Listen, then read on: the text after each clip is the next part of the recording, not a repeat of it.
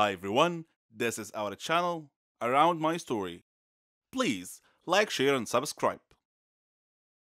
Quase toda garota sonha em ser uma princesa da Disney. Ser como Cinderela que se casa com um príncipe ou Branca de Neve, a mais bela de todas. Minha história é algo parecido, mas contos de fadas geralmente têm um final feliz, certo? A minha, no entanto, bem, vou deixar que você faça seu próprio julgamento. Meu nome é Rona, tenho 17 anos. Vivo com meus pais e minha irmã Celina. Na escola eu era como uma princesa. Eu adorava meus amigos e eles me adoravam. Eu me destaquei em tudo o que fiz na escola. Era a melhor cantora, eu era atlética e praticava todos os esportes. Minha única falha era meu cabelo, que era muito crespo e feio para o meu gosto. Acho que o cabeleireiro chamava de cacheado, mais para confortar pessoas como eu. Mas crespo não é cacheado, não no meu dicionário. Reconheço que parecia atrativo em algumas pessoas, mas o visual mais arrebatador para mim é o cabelo longo e liso. O adorável cabelo liso pode deixar qualquer garota bonita, mesmo se ela não tiver traços bonitos. Oh, como eu invejava algumas garotas na minha escola com seus cabelos longos e sedosos. É claro, minha princesa da Disney favorita era Rapunzel. Nos meus sonhos eu era sempre ela. Na minha opinião, ela era a mais linda princesa do universo Disney. O sofrimento que ela passou para depois receber o que merecia, sem mencionar seu cabelo sedoso e brilhante, o jeito que ele brilhava à luz do sol, que eu não daria para ter um cabelo como aquele. Tentei de tudo para melhorar meu cabelo. Eu lavava com shampoo, mas ele ficava fofo, igual a um pelo de um lulo da Pomerânia. Você já deve ter visto um. Eu usava creme de alisamento, mas então parecia uma estrada pavimentada com melaço derramado por toda parte. Tentei chapinhas, mas elas também não ajudaram. Não ria de mim. É a pura verdade. Todos os dias eu sonhava em ter um cabelo liso. Um dia, vi uma propaganda enquanto conversava com minhas amigas. Mencionei um centro de pesquisa da ciência da beleza e disse que alguns cientistas haviam descoberto um novo produto que não importava a quantidade de frizz ou cachos, transformaria o cabelo em liso e sedoso em poucos minutos. O centro precisava de voluntários para testar o produto na frente de um público. E eu pensei, uau, meu sonho pode se realizar e ainda vou ficar famosa. Eu me inscrevi imediatamente. Fui escolhida entre 3 outras garotas. Estava um pouco preocupada porque minha experiência havia ensinado que as coisas nunca saem do jeito que nós planejamos, mas eu dizia a mim mesma que era um produto simples. O que poderia dar errado? Pesquisei sobre o cientista que ia conduzir o experimento. Ele era famoso na sua área. Seu nome era Wilfred Johnson. Eu cheguei no estúdio onde o teste seria conduzido. Eles já estavam me esperando. O Sr. Johnson parecia um cientista de desenho animado, com cabelo desgrenhado e um jaleco branco enorme e óculos tipo Harry Potter. Acho que você entendeu. Ele me explicou como o produto funcionava e me garantiu que tudo sairia bem. Claro, certo. Como se eu nunca tivesse ouvido isso antes. No entanto, seu discurso empolgado me deixou animada. Então veio aquela papelada legal, as isenções de responsabilidades para o caso de efeitos colaterais que pudessem ocorrer devido ao uso do produto de beleza. E eu assinei tudo. Ele viu que eu parecia preocupada e hesitante, então tentou me tranquilizar, dizendo que se tratava de uma rotina típica de ensaios clínicos. Eu continuei preocupada, mas decidi seguir em frente mesmo assim. Eu convidei minhas amigas para assistirem ao experimento. Parecia mais uma grande conferência. Além do Mr. Johnson, havia jornalistas, fotógrafos e outros 2 médicos na sala. O Sr. Johnson explicou sobre o produto ao público. Eu fiquei fora do palco, esperando para ser chamada. Finalmente, eles estavam prontos e fomos chamadas ao palco, onde nos sentamos em suas cadeiras de cabeleireiro. Algumas cientistas misturaram uma variedade de líquidos coloridos em frascos de laboratório em uma mesa próxima do palco. Depois disso, o Sr. Johnson encheu um frasco de spray com a mistura e se aproximou de mim. Ele sussurrou no meu ouvido que meu nome entraria para a história. Então ele borrifou meu cabelo com o elixir mágico que os cientistas prepararam minutos atrás. Eu esperei nervosamente, então, lentamente, meu couro cabeludo sentiu uma sensação de ardor, como se tivesse sido mordido por uma centena de formigas de uma vez, mas eu estava com vergonha de mencionar isso. Então a dor diminuiu e um milagre aconteceu. Meu cabelo se alisou exatamente como o Sr. Johnson prometeu que aconteceria.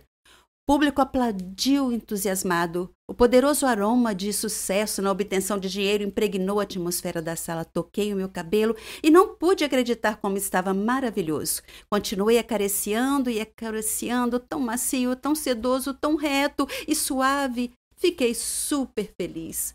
O Sr. Johnson se aproximou do microfone, segurando o produto na mão, e estava prestes a falar quando o público suspirou. Eles estavam olhando na minha direção. O Sr. Johnson se virou e olhou para mim também. Meu cabelo, de repente, começou a crescer em uma taxa fantástica. Foi ficando cada vez mais longo até eu ficar exatamente como Rapunzel. Eu gritei em estado de choque. O Sr. Johnson correu e pediu ajuda. Meu rosto ficou pálido e eu desmaiei. Quando acordei, estava deitada no palco, em uma cama, com meu próprio cabelo preso debaixo de mim.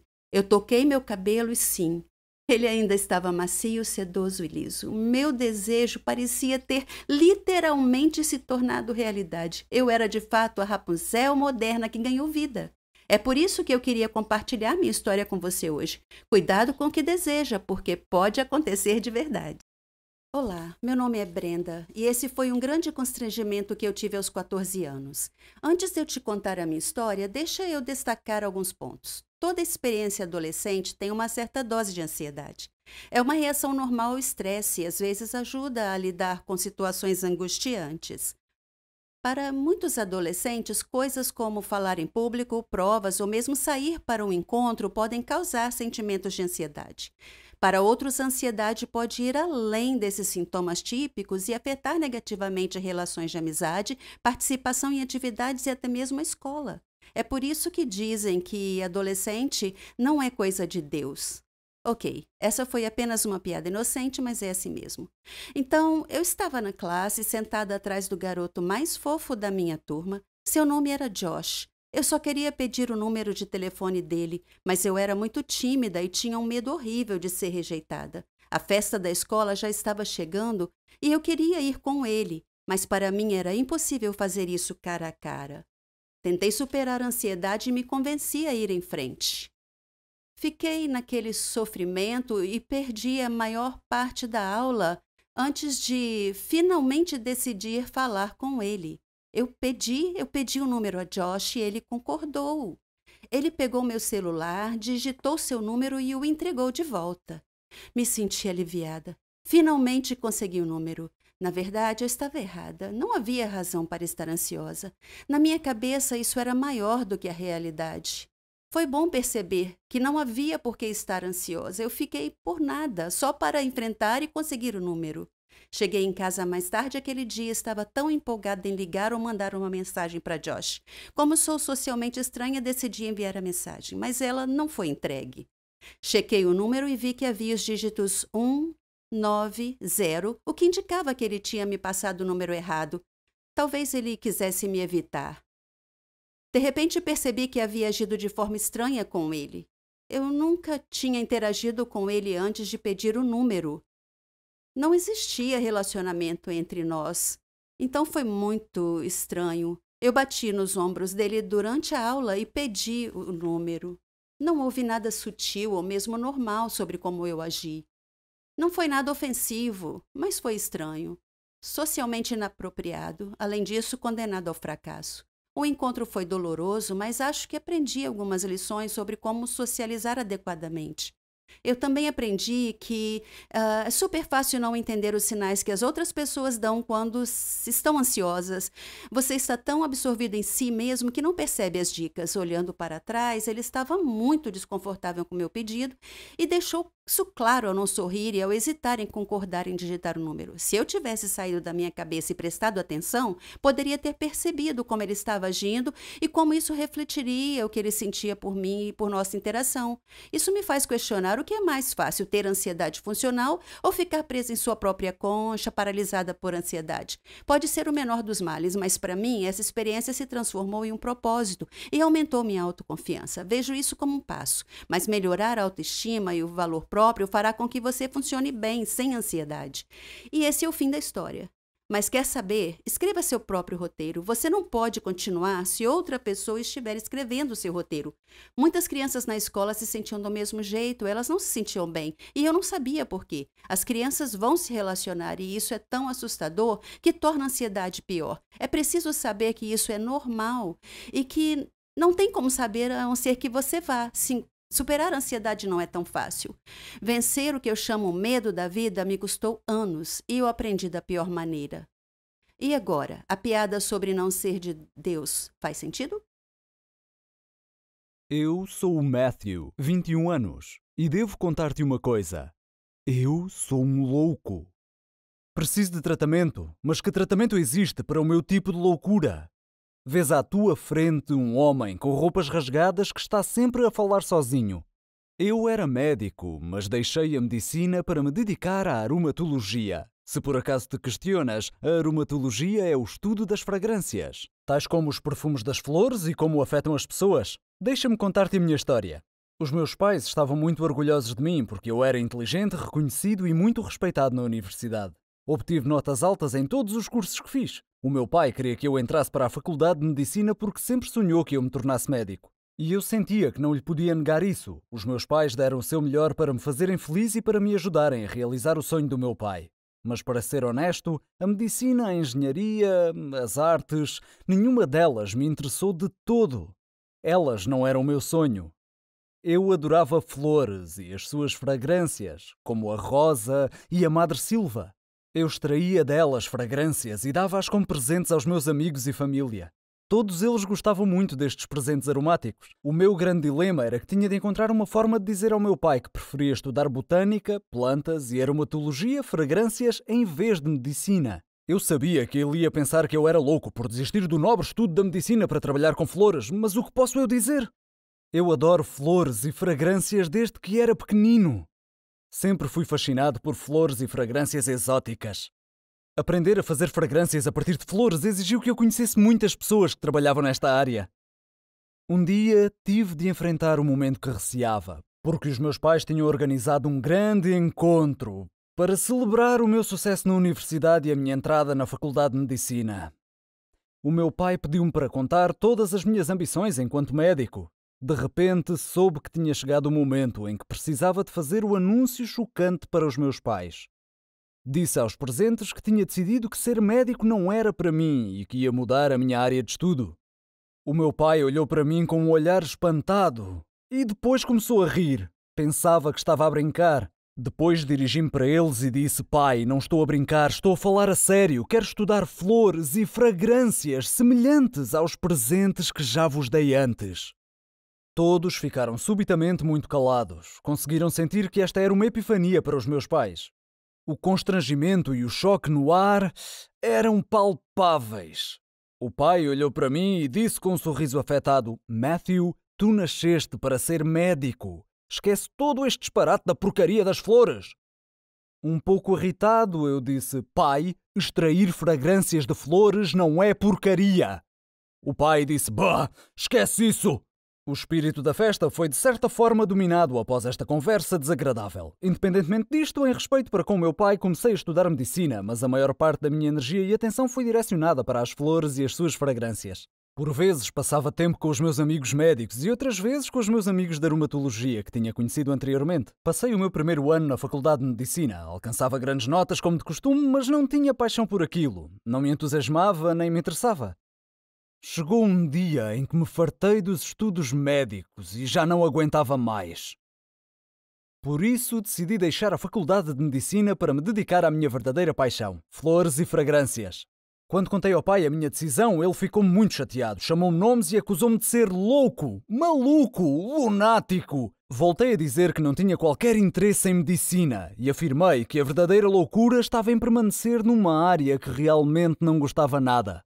Saí de casa e fiquei com um amigo durante algum tempo, antes de finalmente alugar e mudar-me para um pequeno apartamento. Enfrentei muitos obstáculos no início, mas não desisti. Montei um viveiro onde plantei algumas flores e cuidei delas. Estava a trabalhar num tipo raro de fragrância, extraída de uma variedade de flores. Tive de viajar para obter estes espécimes. As fragrâncias dos meus produtos não foram bem sucedidas no início, mas persisti. Inicialmente, ofereci os meus produtos perfumados a várias fábricas, mas todas recusaram a minha oferta. Por isso, continuei com os meus estudos. Trabalhei em muitos lugares diferentes. À noite, passava todo o meu tempo livre a fazer as minhas experiências. Com o tempo, fui ficando mais experiente na produção de fragrâncias únicas. Um dia, recebi um telefonema de uma fábrica famosa. O proprietário da fábrica disse-me que poderia estar interessado em trabalhar comigo, por isso enviei-lhe umas amostras do meu trabalho e estas encantaram-no. E eu fiquei encantado por ele estar encantado. Assim começou a fase lucrativa do meu novo empreendimento. Comecei a ganhar um rendimento decente e acabei por ser minimamente bem-sucedido. Passado algum tempo, liguei para o meu pai e pedi-lhe que me perdoasse. E ele perdoou-me, percebendo finalmente que as minhas paixões não eram necessariamente as suas paixões e que eu devia dedicar-me àquilo de que mais gostava. Tenho agora a minha própria fábrica. No fim das contas, realizei o meu sonho. O meu conselho para ti é que nunca desistas de ires atrás dos teus sonhos. Com persistência, serás um dia bem-sucedido. O que dizes? Fui um louco por desistir da medicina e estudar aromatologia? Fui um louco por desistir da medicina e estudar aromatologia? Você sabe, a verdade é mais estranha que a ficção às vezes, especialmente se você tiver um segredo sombrio em sua vida que poderia colocá-lo em perigo se fosse exposto. Esse era o meu caso e essa é a minha história. Meu nome é Charlotte e tenho 17 anos. Vivo com minha mãe. Meu pai faleceu antes de eu nascer, então minha mãe me criou sozinha. Minha mãe sabia tudo sobre mim, meus estudos, meus amigos. Ela tinha algumas regras que eu tinha que seguir. Comer fora era proibido, não podia ter novos amigos a não ser que ela soubesse tudo sobre eles primeiro. Eu pensava que essas regras eram uma paranoia e eu perguntei a ela por que tantas restrições às minhas amizades. Ela respondia simplesmente: você não pode confiar nas pessoas hoje em dia. Mas aquela não era uma resposta satisfatória e quando eu perguntava o que aquilo significava, ela não dizia mais nada. À medida que eu crescia, essas regras me intrigavam ainda mais. Eu não conseguia evitar pensar que tudo isso tinha a ver com meu pai, de quem eu não sabia nada. Minha mãe sempre dizia que ele era problemático e que eu saberia de tudo com o tempo. Nas férias, eu me juntei a uma banda. Nós fazíamos muitos shows. Era a melhor. Eu era boa instrumentista e boa cantora. Quando nós acampávamos, conhecíamos estudantes de outros países. Nós fizemos muitos novos amigos e nos divertimos muito juntos. Tivemos ainda a chance de aumentar o sucesso e a reputação da banda. Depois da nossa primeira performance no acampamento, uma garota asiática se aproximou e me abraçou, dizendo: Charlotte, eu sinto tanta saudade de você. Pega de surpresa, eu perguntei: eu te conheço? Ela me surpreendeu dizendo: você não me reconhece? Eu sou a Mary, sua amiga. Eu sorri e respondi: você deve estar enganada, eu não te conheço. Após insistir que realmente era minha amiga, ela se desculpou e foi para junto de seus amigos. Estranho. Embora agora ao pensar sobre isso, muitas vezes tenho a sensação estranha de que alguém estava me observando em todos os lugares que ia. Tentei me livrar desse sentimento em muitos momentos, mas nunca consegui. Sempre dizia para mim mesma que devia ser minha imaginação. Naquela noite, fomos todos a um passeio na floresta. Estava escuro e eu meio que me separei do grupo e me vi sozinha, cercada por árvores. Chamei pelos meus amigos, mas ninguém me ouviu. De repente, eu esbarrei em alguém. Parecia uma garota e eu me desculpei. Quando me virei para vê-la, eu fiquei chocada em ver a mim mesma ou uma cópia de mim. Eu parecia estar olhando para mim mesma em um espelho. Quem é você? Eu perguntei. Eu sou Charlotte, ela respondeu. Isso é impossível. Eu sou Charlotte, eu afirmei com toda certeza. Você está com a gente aqui no acampamento? Sim, ela respondeu. Eu perguntei a ela o caminho de volta, ela apontou em uma direção e nós retornamos. Enquanto andávamos, o telefone dela tocou. Era o pai dela. Ele estava preocupado com ela e queria ter certeza de que tudo estava bem. Chegamos às nossas barracas sem nenhum incidente e eu disse: foi muito bom te conhecer, Charlotte. Nos vemos amanhã? Senti uma forte conexão com aquela garota sem motivo algum. Então percebi que tinha esquecido minha bolsa e voltei para pegá-la. Novamente senti que estava sendo observada. De repente, algo atingiu a minha cabeça. Quando eu acordei, estava sentada em um carro cercado de pessoas usando óculos de sol. E eu estava apavorada. Quem são essas pessoas? Eu exigia saber. E o que vocês querem de mim? Um homem disse que meu pai era a razão de eu ter sido sequestrada. Quando eu disse que meu pai tinha morrido há muito tempo, ele riu. Então ele espirrou alguma coisa no meu rosto e eu perdi a consciência. Quando mais tarde eu acordei, a outra Charlotte estava amarrada ao meu lado. Um homem parecia confuso ao dizer 2 de mim, e ele perguntou ao seu chefe qual das 2 era a garota que procuravam. De repente ouvi alguém gritar: "Parem! Não se mexam!" A polícia apareceu dentre as árvores, cercou o carro e prendeu os homens. Depois desamarraram as 2 Charlotte. Alguém surgiu parecendo muito preocupado. A outra Charlotte começou a acordar e perguntou onde estava e o que estava acontecendo. Então ela viu seu pai correndo até ela. O pai dela me olhou e perguntou meu nome e o nome da minha mãe. Quando eu respondi, ele disse que sabia quem eu era e que eu levasse um abraço para ela e que dissesse que ele continuava a guardar seu segredo. Então ele me deu uma medalha e me abraçou, dizendo que não sabia se me veria de novo. Eu ainda estava olhando para ele, confusa, e ele sorriu e me perguntou onde meu pai estava. E eu disse que ele tinha morrido.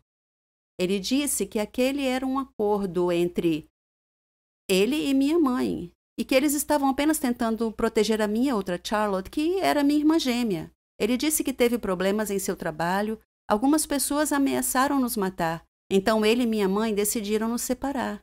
Ela ficou com você e eu fiquei com sua irmã gêmea, ele disse. Nós fizemos isso para mantê-las a salvo, e eu chamei sua irmã Charlotte exatamente como você.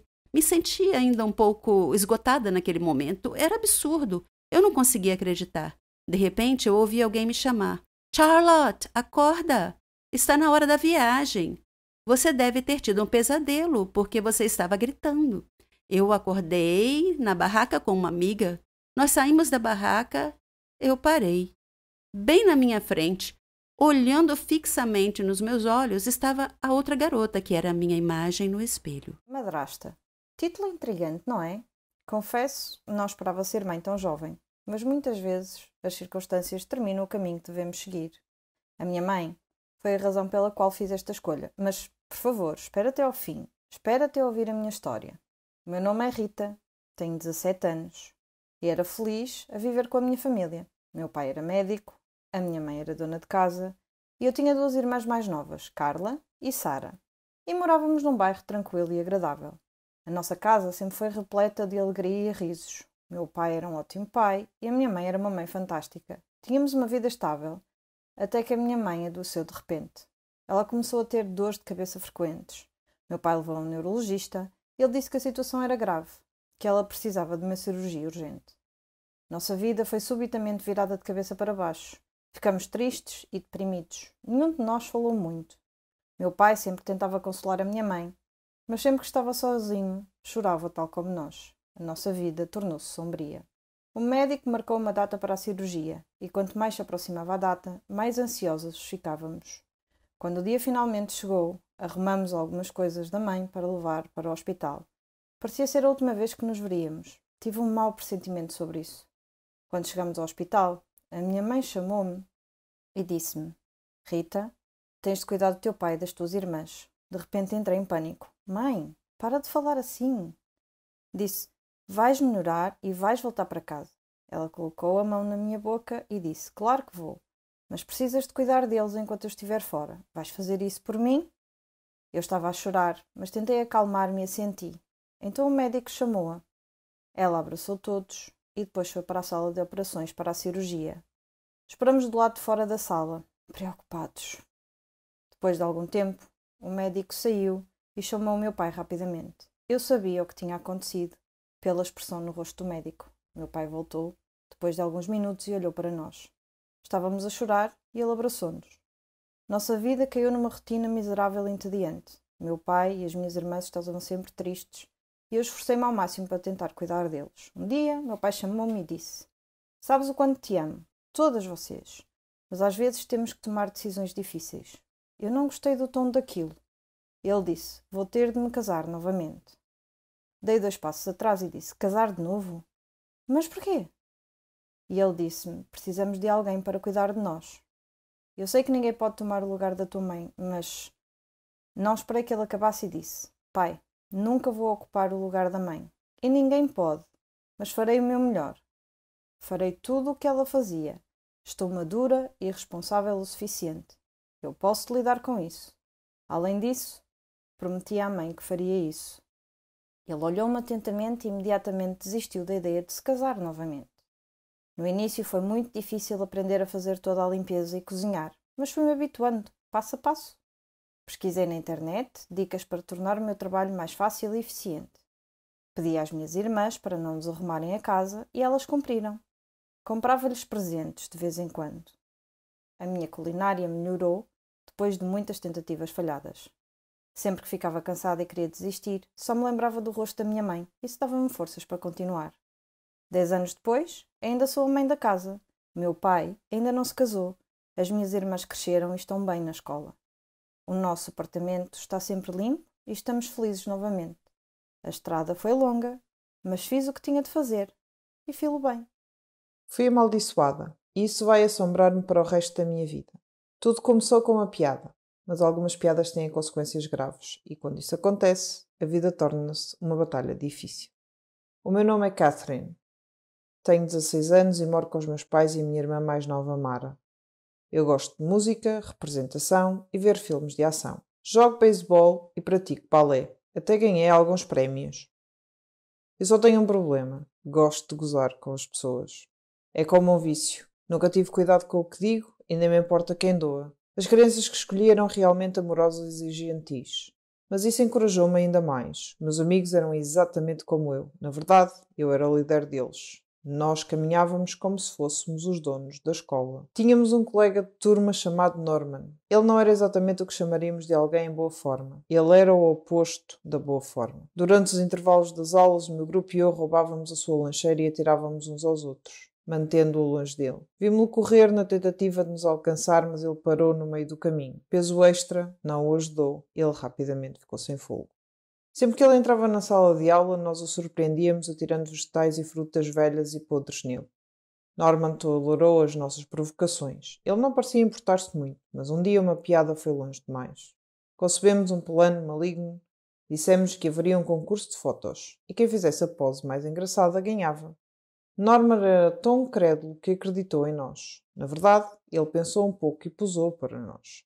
Fizemos o possível para não desatar as gargalhadas enquanto tirávamos fotos dele. No dia seguinte, quando ele chegou à escola, Norman descobriu que as suas fotos da sessão tinham sido afixadas nas paredes da sala de aula. E as crianças riam, escrevendo comentários por todo lado. Norman ficou mortificado e olhou para os rostos dos seus colegas. Todos se riam e apontavam para ele. Norman começou a chorar, seu nariz começou a sangrar, então desmaiou. Um professor teve que chamar uma ambulância para levá-lo ao hospital.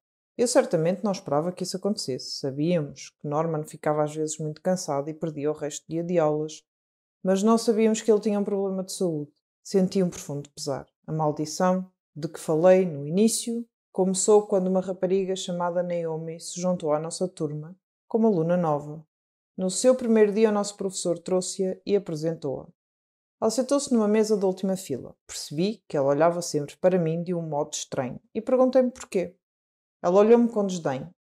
Eu não conseguia entender porquê, afinal, era a primeira vez que a conhecia. Eu evitava, principalmente porque a sua aparência deixava-me desconfortável. E sempre que o meu grupo queria gozar com ela, eu dizia para a deixarem em paz. Eu senti que havia algo estranho com essa rapariga. Um dia, durante a aula de ciências, o professor colocou-nos em pares para fazer uma experiência de laboratório. Eu pretendia perguntar sobre a maneira como ela me olhava, mas antes que eu pudesse dizer alguma coisa, ela tomou a iniciativa e surpreendeu-me ao abordar o assunto. Vais pagar pelo que fizeste ao Norman, disse ela friamente. Olhei para ela e perguntei como conheces o Norman e do que estás a falar. Ela respondeu, não importa como sei, apenas sei. Passei os dias seguintes a pensar nas suas palavras. Depois, Naomi ignorou-me completamente, sem olhares fixos, sem olhares acusadores. Era como se para ela eu não existisse. Eu não entendi. Então, chegou o dia.